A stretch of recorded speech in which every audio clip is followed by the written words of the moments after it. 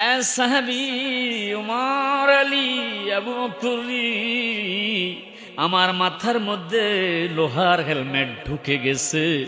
সাহাবীরা একে একে আসতেছে, নবীর মাথার এত গভীরে লোহার হেলমেটটা ঢুকে গেছে, সাহাবীরা টানাটানি করে তুলতে পারে না।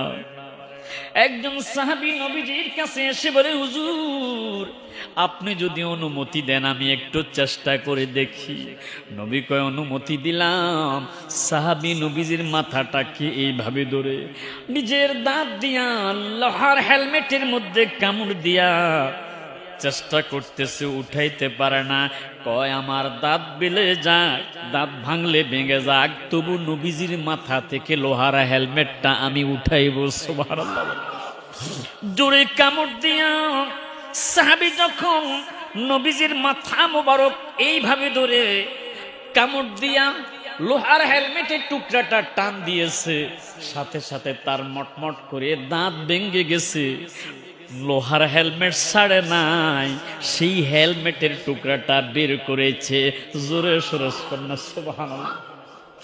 নিজের মুখ দিয়ে রক্ত টপ টপ করে পড়তেছে। নবী যেন বুঝতে না পারে আমার দাঁত ভেঙেছে, তাই নিজের মুখের মধ্যে এইভাবে হাত দিয়া পিছনের দিকে সরে গেছে। আল্লাহু আকবার বলেন না। কাফিরেরা নবীজির দিকে তরবারি তীর নিক্ষেপ করতেছেন। সাহাবীরা গোল হয়ে নবীজিকে মাঝখানে রেখে দিয়েছে। শহীদ হলে আমরা হব, তবু আমার নবীজিকে শহীদ হতে দিব না। আল্লাহু আকবার বলেন না।